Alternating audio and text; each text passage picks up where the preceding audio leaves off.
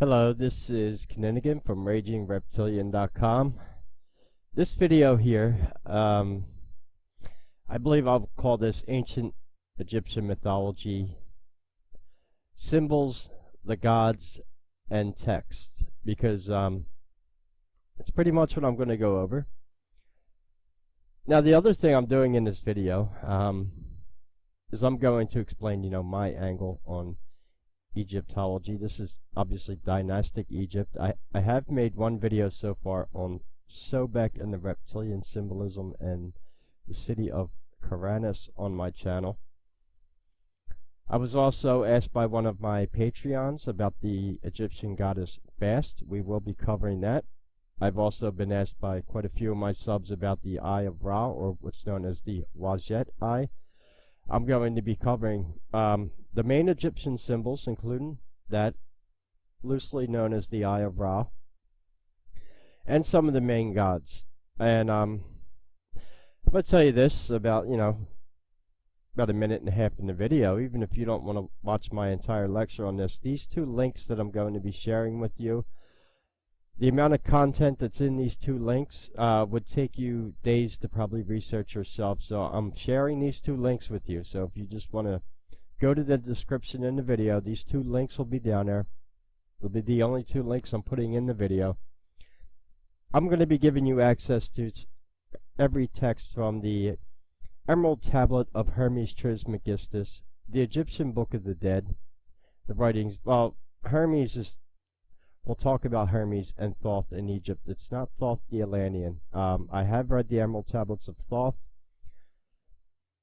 We're going to be talking about, let me show you here. Now this, what we're looking at, this is a stele, obviously. Their pantheon of main gods. And this is actually what we're going to be covering with the gods in the video. This is the website I'm using here, Ancient Egypt Online. And the reason why is this site is laid out beautifully and very simplistic but very detailed, and there is a lot of information on this one page because every one of these gods here you can click on. This is the ancient Egyptian goddesses. For example, there's Bast right there, and we'll talk about some of the main ones here. The ancient Egyptian gods, most famous of all probably being Ra, but Ptah is actually the main god of the Egyptian pantheon. His wife is the lion goddess. Sekhmet is usually depicted with the lion's head. Bast is the cat goddess, but Sekhmet is the wife of Ptah. These are some of the main fetishes, amulets, and symbols we're going to be covering, including the Wajet Eye, the Eye of Horus, or the Eye of Ra. The Ankh, a lot of people know this symbol. The amulet fetish, that actually, a fetish in ancient Egypt, it deals more with the symbolism of embalming. We'll get into it. It's not what you're thinking. It actually deals with funeral rites and the embalming. Now these are some of the texts on this website, but I got a better link for Egyptian text that I'm going to show you. The pyramid text and the Book of Gates. Now these are the different pantheons of gods. Some of them have what is called the Trinity or the Triad for a different area, like Memphis. This is the Memphite Trinity, Sekhmet, Ptah, and Nefertum, or Firtum. Some of these Egyptian names are difficult to say, so just bear with me. Like I said, I cover mythologies from Greece to ancient Egypt to Sumeria. So now this one, I covered this Phaeum. That was the video I did on Sobek and the crocodile cult of Karanis. That's Sobek, Red-Nutet, and Horus Beheaded. Those were the crocodile gods. And of course, the Egyptian texts I'm going to be covering. This alone is worth the time just to get the link for me on the video if you really are serious about doing real study into ancient texts. And the Corpus Hermetica, I'm going to tell you something right now.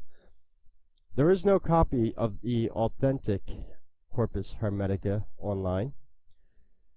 On YouTube, if you do a search, you can get the Kybalion of Hermes Trismegistus, but that is the Freemason version written by Sir Isaac Newton. I'm well aware of it. There's a full reading in an audiobook on YouTube.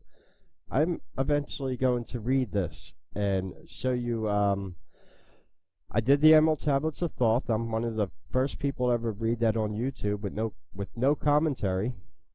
I'm saying that because there was one person before me, but they did do commentary over it. I did it with no commentary. And I'm actually going to read this, all 17 of these books, in a video with no commentary.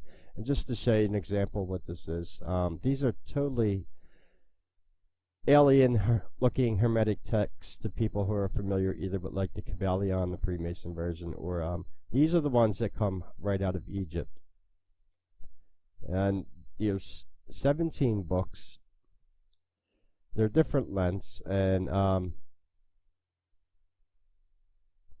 so now they're written in kind of Old English. I see that art now, and that's just from the way they were translated, obviously.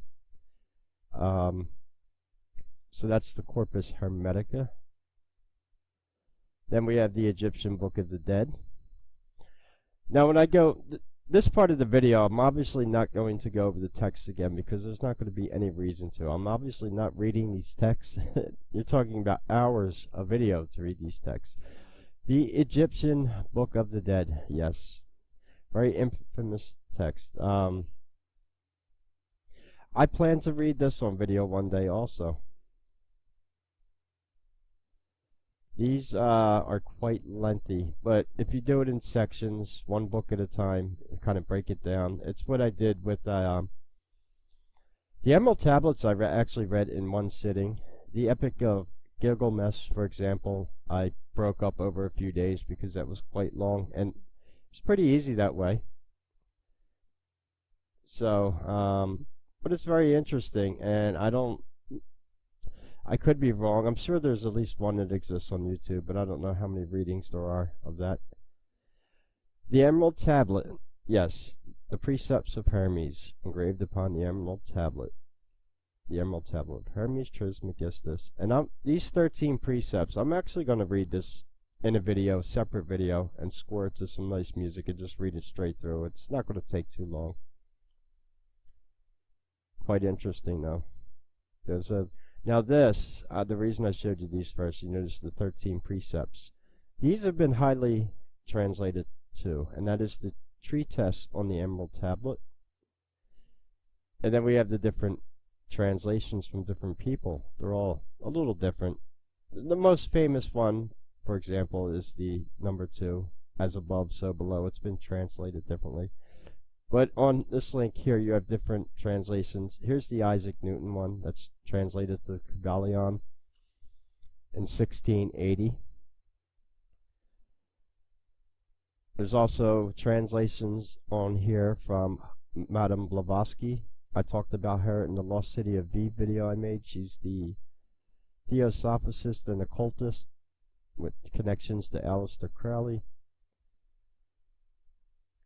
Now the original tablet that was found is written, I believe, it's ancient Phoenician, they said, but I'm going to do a more in-depth video on the Emerald Tablet of Hermes and actually read them, but there's a lot of information here on these.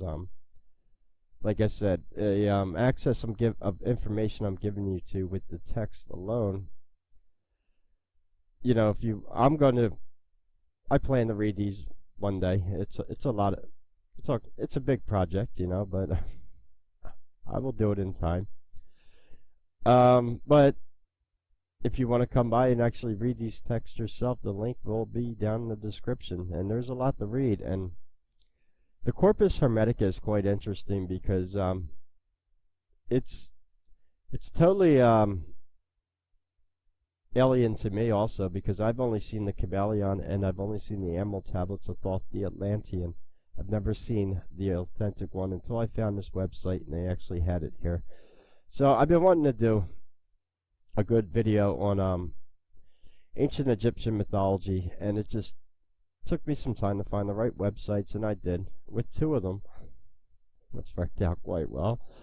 I'm going to read this beginning part here. It's going to give you a little crash course on how these gods and what these symbols and these different amulets and stuff that we're going to talk about. And then I'm going to kind of run through the gods, and then we're going to talk about some of the symbols. And I'll give you my analysis on it. And there is obviously going to be quite a lot of reptilian symbolism, especially when we get into... I want to show you something very unique, because the Wajit Eye gets me very excited to talk about this, and I will show you why.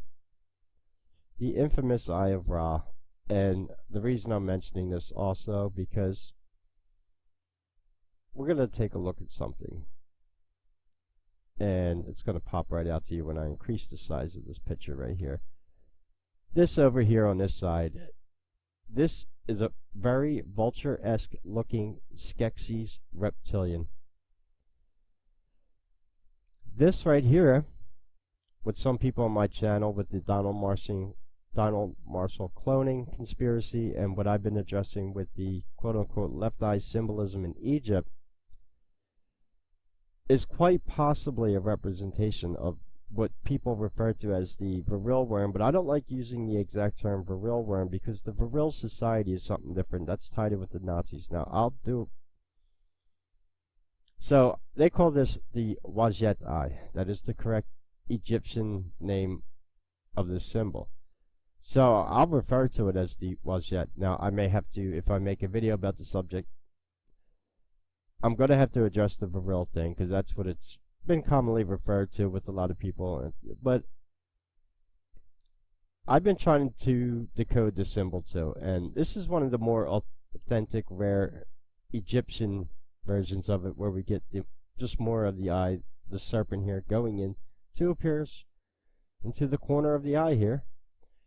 Now this eye here, orientation wise, that is not the left eye, is it? No, that's the right eye. But in the occult, everything is reversed also. I am aware of that. That's one possibility. Also above the eye too, this is scaled, like kind of like reptilian looking.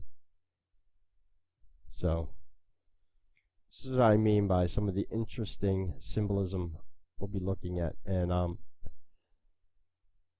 that's just something to I mean, you just sit here and look at that for a second.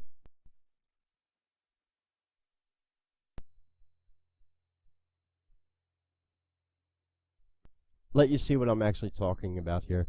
There's something definitely going on here. And the theory is that when this Vril worm infects the body, it allows the body to be taken over by this guy over here, your reptilian host. And I'm going to start be doing more videos with Egyptology and some of the, like,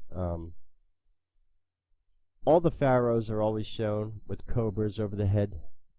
All this serpent symbolism is tied together. It's not by chance. So, we're going to look at these, and these texts here, because I said I would be going over the text first. If you're interested, these pyramid texts, they're just a collection of funerary inscriptions. These are not like actual texts like that are on this website over here that you can actually read. They're just describing them, so I'm not really going to cover that too much. Anyway, religion in ancient Egypt, the gods and goddesses. There was an incredible number of gods and goddesses in ancient Egypt, one for almost every situation and place. Many of the gods began as local deities and were later organized and merged with others to form a triad or ennead, 9. There were several large schools of theological thought in Egypt, and each proclaimed its superiority over the others. A ruling dynasty would often promote their chief local god to chief national god. For example, Amun, associated with Thebes, did not become a major deity until the shift of power to Thebes in the Middle Kingdom.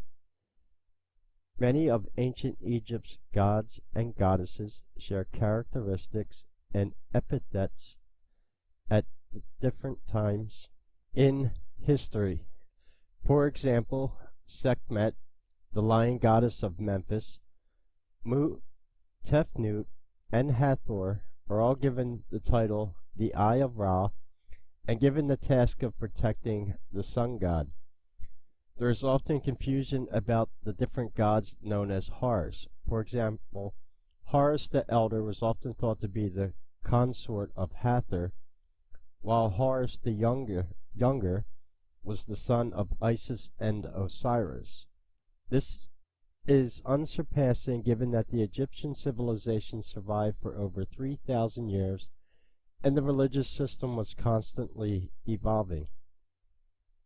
In pre-dynastic times, now this is important, and one of the reasons I want to do some commentary over this, you often hear me say dynastic Egypt, and they're even omitting it right here. These pantheon of gods and these symbols and the writings of Hermes come out of what is called dynastic Egypt. Now this was caught, a lot of people think like the Great Pyramids are attributed to these gods. They're actually not. They're attributed to Thoth the Atlantean, and there are no hieroglyphs in the Great Pyramids of Giza. These gods resided up and down the river, like I showed in the video I did with Sobek. Up and down the Nile River, there were multiple huge cities, and that ties in with this down here. These gods by area, and this is really important. The gods of Heliopolis, that's the city of the sun. That's and we have Hermopolis, and then Memphite, Elephantine, and these are all major cities up and down the Nile and the Valley of the Kings and all that, which is commonly referred in the Nile Valley. Over here you'll see this too, Kemet. The pyramids were built in the land of Kemet, which is not dynastic Egypt that we're talking about here. Now, this Egyptology that we're talking about here, and you'll notice, like the most infamous symbol that comes to mind is the Eye of the Illuminati, or the pyramid. Even though I tell you that the pyramid, yes, it's a Kemet symbol, but it's associated with Egypt, and the point I'm trying to make is the Great Pyramids that you see in Giza are not at all associated with these gods, and there's no hieroglyphs in the Great Pyramid. Those were built supposedly by Thoth the Atlantean, and the Emerald Tablets of Thoth even speaks about building them. The Hermes, now there is a god in Egypt called Thoth, and we'll talk about Thoth when I go through the gods. He's attributed as the Egyptian god of wisdom or whatever, and I think they mixed up a lot of the mythology on the Thoth the Atlantean and Thoth the ancient Egyptian god. I don't know why it was done, but they're, in my opinion, they're not the Thoth said he reincarnated 3 times, and when he went to Egypt he called it the land of Kem. That's where we get the root of word alchemy, is from the land of Kemet. And this Egyptology that I'm going to go over in this video is it's the kind of mysticism that is studied by secret societies of all people. We're going to see that's like the Eye of Ra and other things, and a lot of these guys here. Isis is one of the biggest worship gods out there that comes to mind when it comes to things like that. So I'm going to get back to reading here, but I want you to understand what they mean by pre-dynastic, because these gods here are from obviously the dynastic times.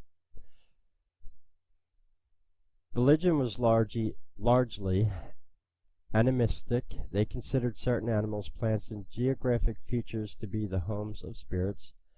Many ancient Egyptian gods are represented by totemic animals based on ancient understanding of the role or characteristic of the animal. For example, Anubis the jackal was associated with the dead and funeral arrangements because jackals were often seen around the edge of the desert where Egyptians were buried. It was considered that jackals guarded the souls of the deceased. As the Egyptians were dependent on the flooding of the life-giving Nile, it is hardly surprising that water deities such as Hapi and Ankhet, and agricultural deities such as Osiris would be popular. As their civilization developed, the gods of ancient Egypt took more human form and multiplied in number. Cosmological deities, such as the sun and moon, and gods of warfare and hunting, soon followed. Even during the Atenist heresy of the Amarnar period, when Akhenaten rejected the old gods in favor of the Atenist, Egypt was not fully monotheistic. Akhenaten himself claimed that he would maintain the cult of Apis Bull, and representations of Bes, the god of childbirth, were found in his capital city. Furthermore, he and his queen, Nefertiti, were often likened to Shu and Tefnut. However, it is clear that monotheistic Christianity adopted, modified, and simplified many of the symbols and myths of the ancient polytheistic religions, in particular that of the Egyptians. Now, I often talk about my linguistics. I happen to know for a fact, because I learned it, like NUT, an Egyptian, like we'll look at that god right here. It's spelled not, we talk about linguistics and reading. But I happen to know for a fact that it's pronounced Nut in Egyptian. So that's one of the Egyptian words I know how to say correctly. Some of them are quite difficult to say. Anyway, the ancient Egyptian goddesses, ladies first. I'm going to go through here. Some of the, I'm not going to read all of them because obviously there's a lot of them. There's even more than this. These are the major ones here. We'll go over some of the interesting ones. We have Amentet, very familiar looking. Amen, starting at the beginning of that. Amit, Anput, Anat, Anuket, or Anukis, and Bast. Now, Bast, I was asked by one of my Patreons about Bast. Also, because everyone knows I love kitty cats. Yes, Bast is the ancient Egyptian god represented by the cat. And commonly, here is a, see if we can get a better picture of the statue here.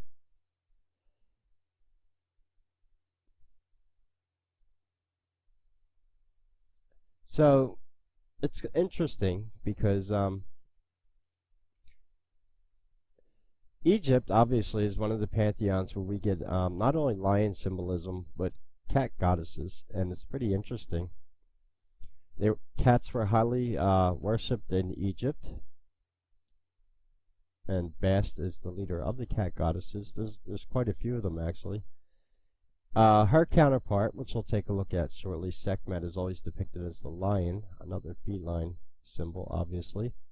Bast, also known as Bastet, in later times to emphasize the T was pronounced, was one of the most popular goddesses of ancient Egypt.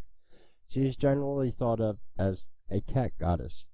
However, she originally had the head of a lion or a desert sand cat, and it was not until the New Kingdom that she became exclusively associated with domesticated cat. However, she even remained true to her origins and retained her warlike aspect. She personified the playfulness, grace, affection, and cunning of a cat, as well as the fierce power of a lioness. She was also worshipped all over Lower Egypt, but her cult was centered on the temple at Bubastis and the 18th nome of Lower Egypt.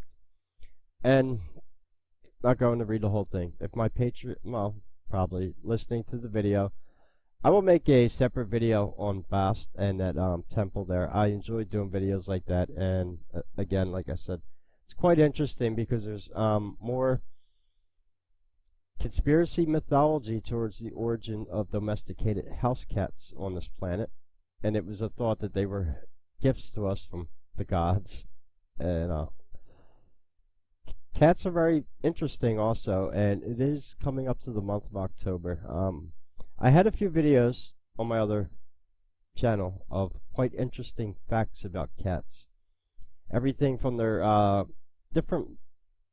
I, I wouldn't say magical, but that's what the wording in the video was because it was the way it was written. But even the different magical powers from cat to cat, depending on their color, like from black cats to white cats to tiger stripe to gray cats, or they call them blue if your cat's actually gray. My cat Zoe is gray. Then there was another video I did, obviously, around Halloween time last year on witches and their familiars. I was asked to actually make that video for somebody, and I did. It was quite interesting. She was a cat lover and wanted to hear the story about why witches were always associated with cats or having them flying on their broomsticks. That is because cats aid them in the like say for example, picking out of alchemical ingredients. When a witch is making a potion, her familiar, if she needed to know what ingredient to put into that potion, it was the cat that would go point it out for her. That's one of the things that they would do. And there's definitely a lot of occultism around it. And yes, Bast is the leader of the cat goddesses there.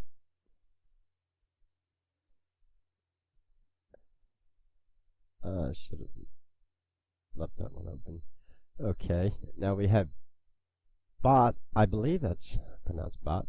Hathor. She's an interesting one. We've all heard this would be the Temple of Hathor is a very famous temple. If you watch a lot of Egyptian documentaries, Hathor is one of the most famous goddesses of ancient Egypt. She was known as the Great One of many names, and her titles and attributes are so numerous that she was important in every area of life and death of ancient Egyptians. It is thought that her worship was widespread even though pre-dynastic period because she appears as the Narmer palette. However, some scholars suggest that the cow-headed goddess depicted on the palette is in fact Bot. I believe that's how it's pronounced correctly. Bot, I believe. An ancient cow goddess who was largely absorbed by Hathor, or even Nazmer himself. However, she was certainly popular in the Old Kingdom as she appears with Bast in the valley in the temple of Khafre at Giza. Hathor represents Upper Egypt and Bast represents Lower Egypt. Yeah, and that's sort of like a symbol of how the kingdoms were divided up. Upper Egypt, Lower Egypt, East side, West side. I think a little humor there. I don't need to have these pictures here because, okay, so, and then we have I believe him. I told you some of these are difficult to say. Hedidet, Hemsut, Hequet, Hesat, Ayabet, Isis.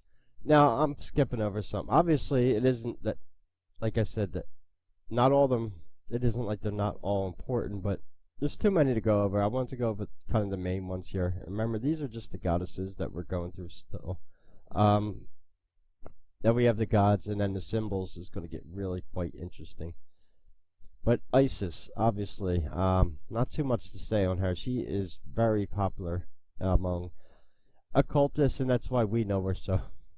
That's why we know her so well, and that's why there's terrorist organizations running around called ISIS. Yeah, I'm not going to comment on that. Isis is one of the oldest gods or goddesses of ancient Egypt, but her origins are unclear. She is sometimes thought to have originated in Sinai, but it is likely that she was first worshipped as a fetish in the delta area of Lower Egypt, around Busiris, the location of the oldest known cult center to Osiris. However, her cult was not limited to one area, but worshipped in every temple in the land. In fact, the first shrine dedicated specifically to her was built by Nechten-Nebo in Dynasty 30. And the reason I'm only going to read like the first parts on a lot of these gods for the sake of time, obviously. But the cult of Isis, and that exists today. There is a offshoot of Freemason for women, for the Master Masons' wives and family members to join, also known as the Daughters of Isis, of all things. That's why I said it was. Egyptology is highly praised by secret societies. Okay, the next one. This is difficult to say because I don't. Ket is. I don't know how the AU in Egyptian. KB Shet. Mot. Now, Mot is interesting. I'm not sure if I read that on my other channel or not. It would be interesting to do a rereading of this because, in a nutshell, Mot is the order and legal system of Egypt. There is it's 42. Yes, I know the number of the Antichrist. The 42 laws of Mot, which were the like order of law for Egypt. In Babylon, we have the 300. Yeah, it was 300 laws of Hammurabi in Egypt.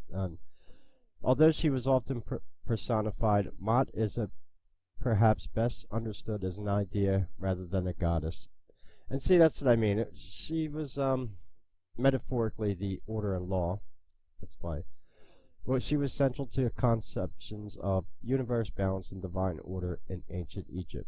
The name Mot is generally translated as that which is straight or truth, but implies order, balance, and justice.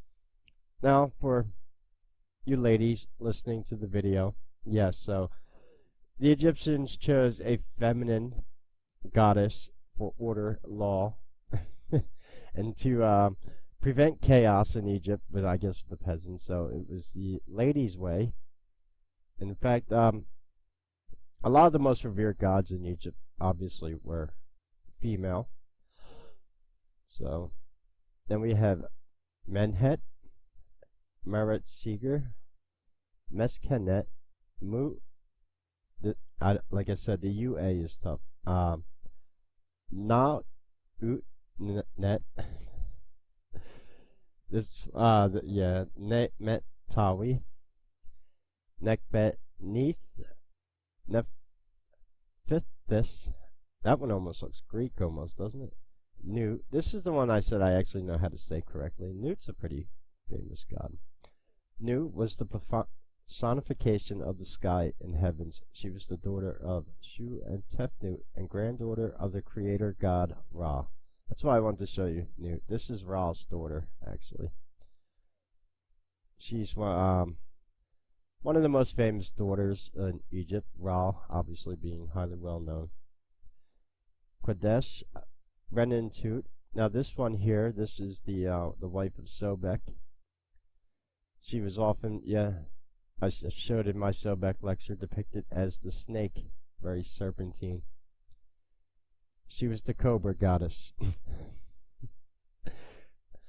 Yes, that's why she was the wife of Sobek, the crocodile god. I'd get into that with the Sobek lecture about her and the reptilian symbolism. Then we have Renpet, Satet, Sekhmet. Now Sekhmet, out of all the goddesses of Egypt, is probably my favorite. And why? Because this is the lion goddess. And not only that, she is one of the highest goddesses in the pantheon, or queens, I mean, because she is the wife of Ptah. Sekhmet is one of the oldest known Egyptian deities. Her name is derived from the Egyptian word Sekhem, which means power or might, and is often translated as powerful one or she who is powerful. She is depicted as a lion-headed woman, sometimes with the addition of the sun disk on her head.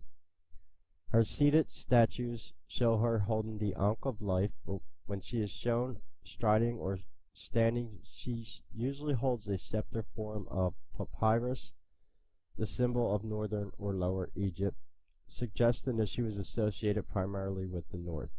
However, some scholars argue that the deity was introduced from Sudan, south of Egypt, where lions are more plentiful. And obviously Leo, the zodiac sign, my sign, which is why I like the lion goddess. One of my favorite pics of her. This is a relief out on one of the sign Leo in the zodiac also means strength. Same thing. Now the sun disk that she's shown, but this is why I like this relief right here. We have the asp, or the cobra, and the sun disk of Ra. She is, yes, the lion goddess.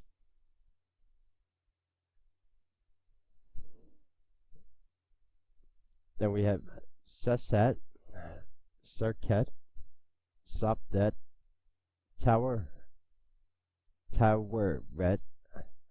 Tayet, Tefnut. She's pretty well known. A lot of you's probably heard Tefnut.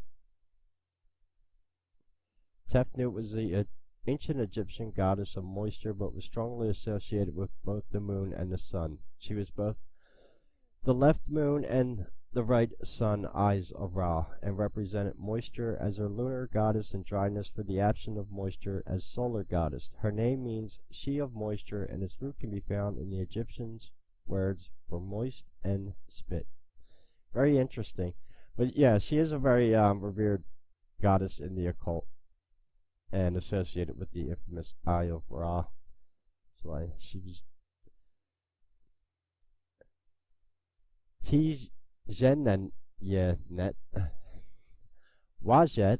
This one is interesting because we have the Eye of Wajet, which is Wajet was one of the oldest Egyptian goddesses. Her worship was already established by pre-dynastic period. That was the period that I was talking about in Kemet, but did change somewhat as time progressed. She began the local goddess of Per-Wajet, Buto, but soon became the patron goddess of Lower Egypt. She's depicted as the cobra. That's that symbol I showed earlier right there, the Eye of Wajet. Now that is Sekhmet right there. That's not actually Wajet. Very reptilian, no surprise. As I teach, these are the same reptilians, you know. The only time that the alien species seemed to change in the ancient times was with the Greeks, and I showed that with Zeus. However, a lot of these are mostly, as you can see, reptilian deities. Now we're on to the, Weret Hekayu. That's just the last. Okay, and that's the last of the ancient Egyptian goddesses. And then we have the gods. Go through the main ones, like I did with them. Ancient Egyptian gods. We have Ahai, Amhi, Amun. Now Amun is pretty interesting because he is the root of Amun Ra, or the modern Christian ending in a prayer, Amen. Amun was one of the 8 ancient Egyptian gods who formed the Ogdoad of Hermopolis. He was the god of air, and his consort was Emtet. However, more during the 12th dynasty, Middle Kingdom, Amun was adopted in Thebes as a king of gods, with Mut as his consort. And that's why he's so praised. I just wanted to show that, because Amun eventually becomes the word Amen.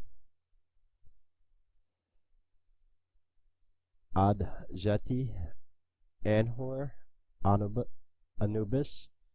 Now Anubis, he was the one I read about. Yeah, he is the one represented by the jackal. He's one of the most famous gods known in ancient Egypt by a lot of people, because he's represented with the dog head, a lot of people. And as I read earlier, he was associated with funeral rites because the jackals would crowd around the bodies of those who died in Egypt where they would bury their dead. That's why he is the protector of the dead. Going back to these texts here, be no surprise, he's highly spoken of in the Egyptian Book of the Dead, or the Book of Coming Forth. No surprise there. Yeah, but he is the god of the afterlife. Then we have Apep, Aten, Atum, Baneb, Bijeb, Bes, Geb, Hapi, Hika, Harishep, now Horus. I'm only going to read about this Horus because, as you can see, going on after this, there's a few more Horuses, and in that beginning part where I read that, you heard them what they saying about Horus the Elder and Horus the Younger. But the name Horus is Greek. In ancient Egypt, he was known as Hero, sometimes as Hor or Har, which is translated as distant one or the one on high. Now that's interesting because in ancient Sumeria, the Umanu Elish, the first line of that is when on high, from the preposition hour, meaning above or below. And yes, it is the root of our modern word hour, or 24 hours in a day, 24 horuses in a day. But yes, it is actually a Greek word.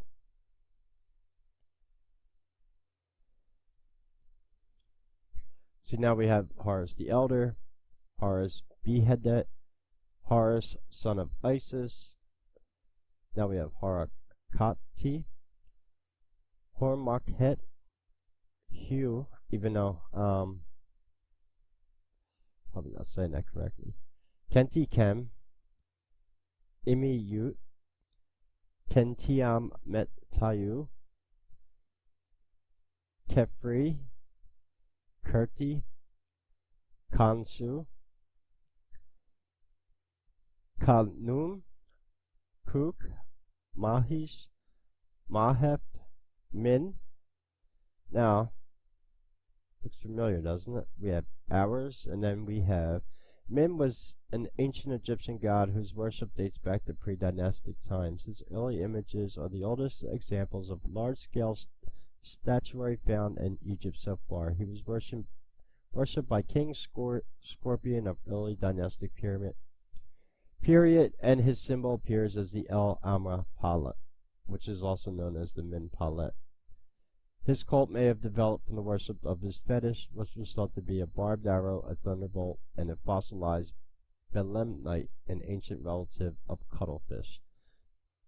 Now that's pretty interesting, and obviously Min, we have minutes, and you see where the inspiration was for a lot of these modern words and phrases that we have today, like minutes and hours.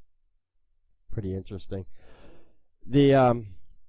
In the Talmud, because I had the documentary on my channel shortly, and then I had to take it down because whatever. But there's also a phrase in the Talmud in which they refer to Christians being minom or menu, and it's very closely related to the word min. So no surprise there. And then what's the smallest? You know, it goes. We have hours, and then that's divided by minutes, and then by seconds, obviously. Back to the gods, we have Mantu, Nefertum. He's a pretty popular one. Nefertum was the god of lotus blossom who emerged from the primeval waters at the beginning of time, and a god of perfume and aromatherapy. He may have originally been considered to be an aspect of Atum. According to one version of the creation story of Ennead and Heliopolis, Nefertum, translated as beautiful Atum or perfect Atum, was born from blue lotus bud which emerged from the waters of noon at the beginning of creation. Now, as a side note, because it's perfectly legal, you can say what you want. I ordered mine right from a very established vendor because they're pretty. I ordered blue lotus flowers before, and I made tea with it. And yes, blue lotus was heavily used in ancient Egypt. They took their blue lotus and they mixed it with wine, and I would say it has the same effect as an opioid, but without any of the narcotic side effects. And it's also like very relaxing. Also, it's not hallucinogenic or crazy, but I'm assuming in large ways and other ways in if you drink it with wine. There was the cult of the blue lotus that was talked about in the Iliad or the Odyssey. It was one of the two Greek stories, the Isle of the Blue Lotus Eaters, where these people were stuck on the island eating blue lotus and engaging in orgies. But blue lotus is a highly revered flower in Egypt. It's a water lily, and that's basically what it is.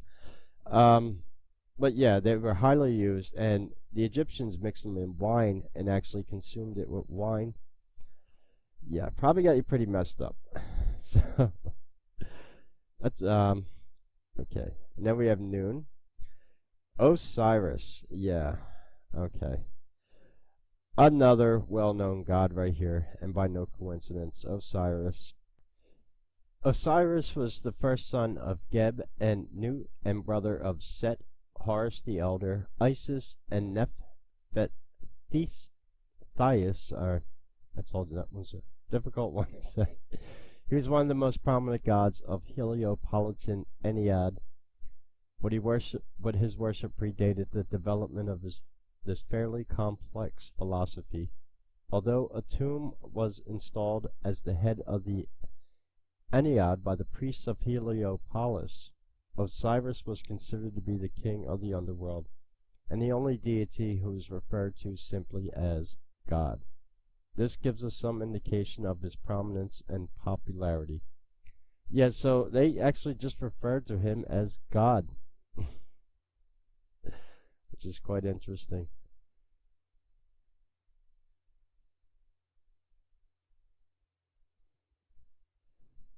So we're at Ptah.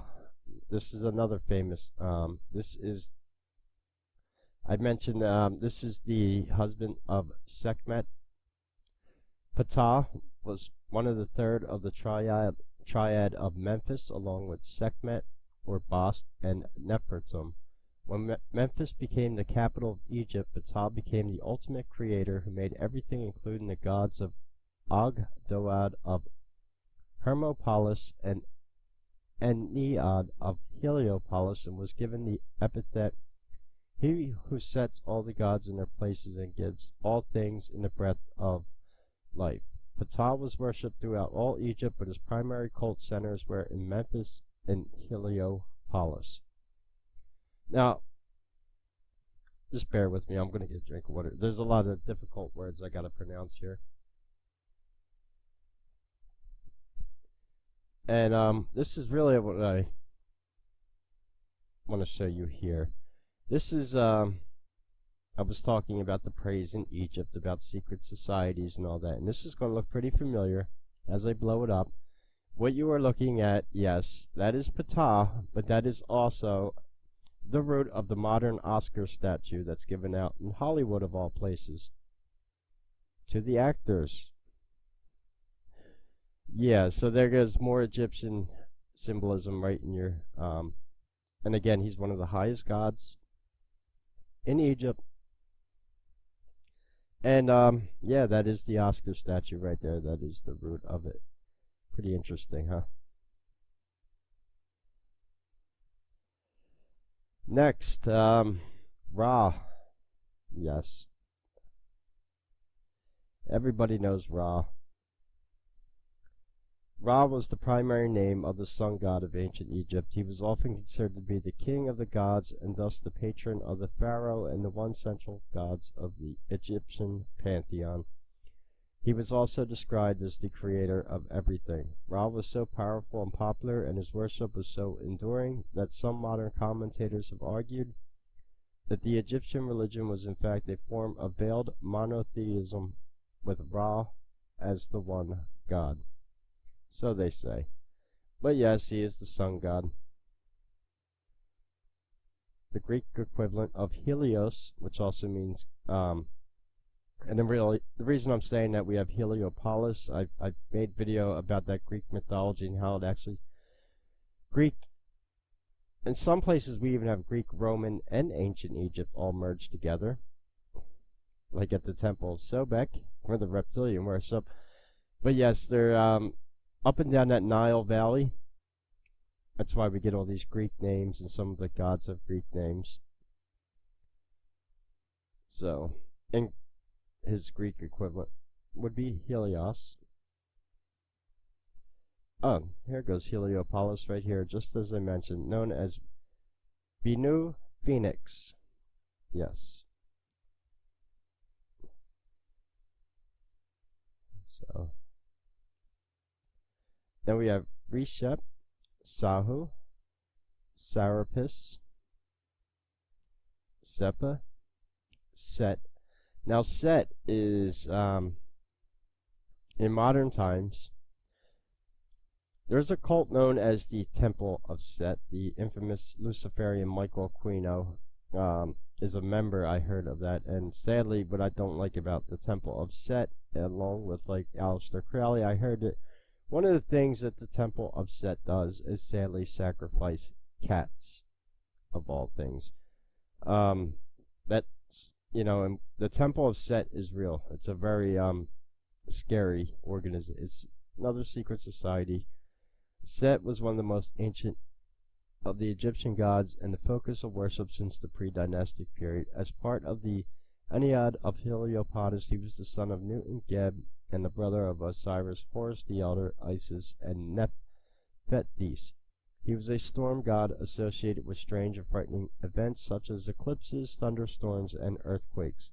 He also represented the desert and by extension the foreign lands beyond the desert. So you can understand, I'm just going to read that. You understand why he's like a chaos god to these Luciferians, and the temple's set. He's being the god associated with strange and frightening events, the black magic rituals. So see where I'm going with that. Like I said, there's a lot of Egyptian inspiration for a lot of these secret societies and occult orders. And we have Shai, Shu, Saya. Sobek I'm not going to read about. I made an entire video, but I'm just going to bring him up again as the reminder. He is the crocodile god, the one worshipped by the Greeks, Romans, and Egyptians at the same time. The god of crocodiles. Sokar, Sadu, and then Thoth. Now this is the Egyptian version of Thoth. He was also known as Tehudi, Tehudi. So in ancient Egypt, he wasn't actually called Thoth or Thoth. The way they pronounce it is actually Thoth. The way I pronounced it for the Emerald Tablets out of Atlantis was Thoth, so there's a little bit of a difference. I think they mixed the two mythologies together, and then he's one of the earlier Egyptian gods too, and he is the Egyptian god of wisdom, and he is the god who in theory is attributed to those Hermetic texts that I showed right here, the Corpus Hermetica or Hermes Trismegistus. He was supposed to be one of the Thoth was supposed to be one of the reincarnations of Hermes. Remember, the halls of Amente that Thoth goes into in the Emerald Tablets is located in the Great Pyramid, and it's below there. And that's how you go into the halls of Amente, or the underworld, and he arises again as a new incarnation, and that's where we get the Corpus Hermetica from. So the philosophy with thought, and well, he's also represented as this infamously. I'll show this. This is a monkey that he was often known as Tahuti, with the Ra disc over his head. So we definitely know. That's why I say he's not specifically he's not the Atlantean Thoth, because he wouldn't be having the sun disc over his head like that.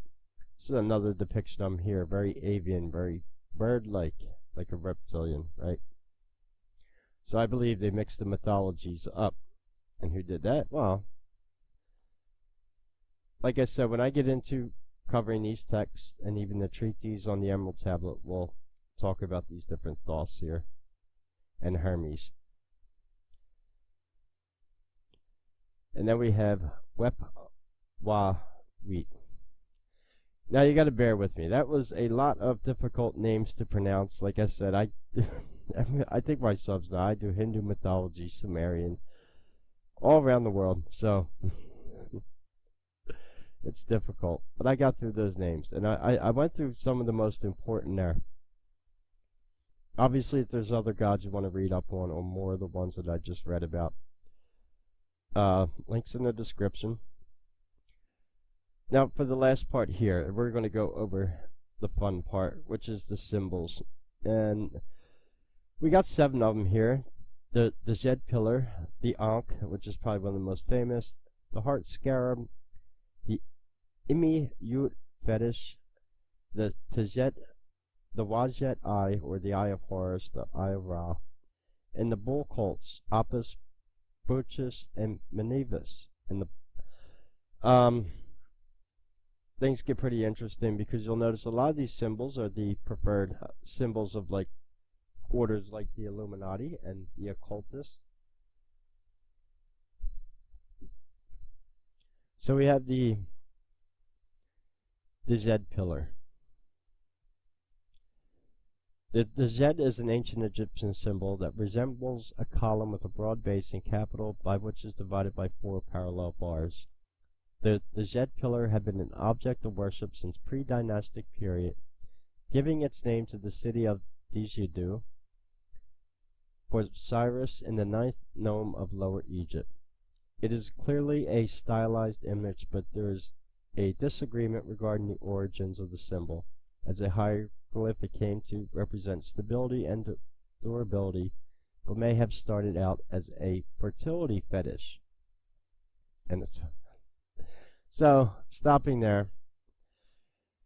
If it's a fertility fetish, come on, we know where we're going at here. This is a phallic symbol, and we all know pagans love their phallic symbols. So yeah, no surprise there. But what do the 4 discs on here represent? I don't know. I can understand that being phallic right there, but yeah. It is suggested that it represented a cedar tree. Now that's with its branches removed. I've seen that. Now what's interesting, going back to Babylon with the Epic of Gilgamesh, he takes down the villain, Humbaba, I believe. I think I might be actually Humba, that's his name, in the cedar forest. So there's something else occultic going on with just cedar forest alone with a lot of these ancient texts, because they're mentioned in Babylonian texts as well. Or I see here they're saying that it could be a stylized sheaf of corn. I'm not buying that one. Corn. Anyway, it's one of those symbols. They say we don't really know what it means. We just don't. We have a few suspicions. I think, well, they really do, but they're just not telling us. They're just saying it's a fertility symbol. So that is the Z pillar. This one is a little more well known. The Ankh. The Ankh is one of the most famous and widely used symbols of ancient Egypt. It appeared as in a hieroglyphic text and iconographic art all over ancient Egypt, yet there is much debate over the origin of the symbol. Gardner, who composed the standard sign list, suggested that this was a sandal strap. And also, people, my subs know that I have a hernia, and yes, I am getting set up for surgery next week, meaning that I had to take ibuprofen, anti-inflammatory, and it's given a little bit of dry mouth, but I'll be okay to get through reading this, so I'm fine. But like I said, with Egyptian mythology, there's a lot of tricky words to pronounce, so just bear with me. This part of the sandal was also called the Ankh, I guess you would say, but it's not clear whether the name was applied retrospectively because of the similarity in shape. Others have suggested that it was a totem representing male and female reproductive parts, a sun on the horizon with the path of the sun before it, and a ceremonial girdle. It may have also been associated with Sa, the hieroglyphic symbol which represented magical protection, and has also been linked to Tizit, also known as the Knot of Isis, which has also been described as ceremonial girdle. So they say. And it looks pretty much like the origins of the modern Christian cross, by no coincidence. It's the history of the Ankh. And the heart scarab. That's the scarab beetle. I know that. The scarab was one of the most popular ancient Egyptian amulets. They were used as pieces of jewelry, commemorative items and seals, and magic amulets offering protection and good fortune. However, from the Middle Kingdom, a specific type of scarab known as the heart scarab took on a very specific religious meaning and went on to become the most important amulet in the mummification and burial process. The heart was seen at the home of the spirit and the bodily element of the ancient Egyptian soil. In the hall of judgment, it was the heart which was weighed against the feather of Mot. That's the god we talked about earlier. It was the goddess of law and judgment. If a person failed this test, they would be devoured by Ammit. If they passed, they would go on to enjoy a blissful afterlife. Unsurprisingly, the Egyptians were keen to protect their heart. The heart scarab was intended to protect the heart and act as a strand in for the heart if the deceased should be damaged.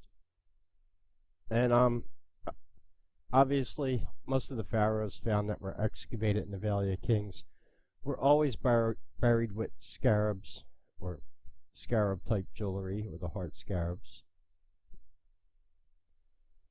So the next one that we get on here, the Imiyut fetish. Because, like I said, the word fetish in ancient Egypt is not exactly what people think. The Amiyut was a fetish associated with embalming and the gods Anubis and Imayut, who was largely absorbed by Anubis. It represented a headless stuffed animal skin, usually a great cat or bull, hung on a pole or planted in a pot. The tail of the animal skin had either papyrus blossom or a lotus blossom attached to it. Although the fetish was often made with real animal skin wrappings and bandages, stylized versions were also popular.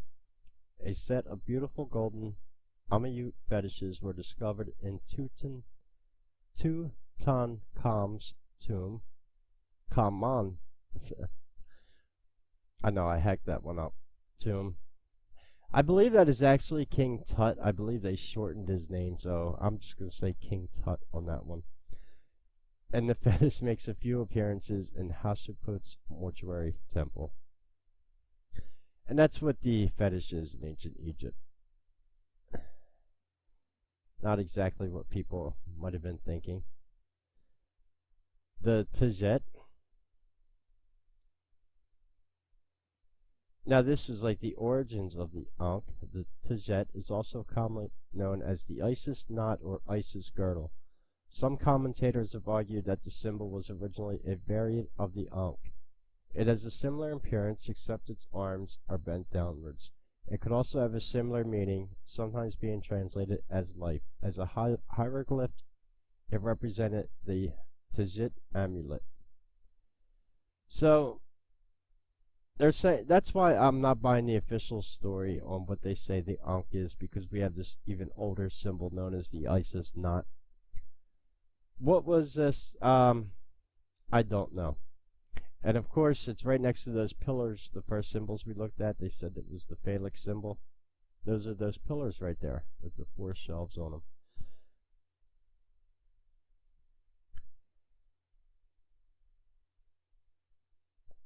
Now this one here,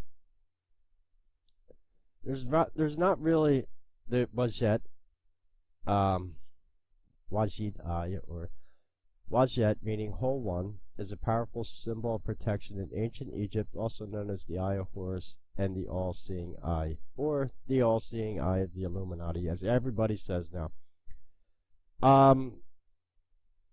Yeah, it's heavily used in one-eye symbolism. We all know. This I'm going to get more into when I actually do a video about the what I was referring to as the Wajet worm, or the Burrell worm, as some most commonly know.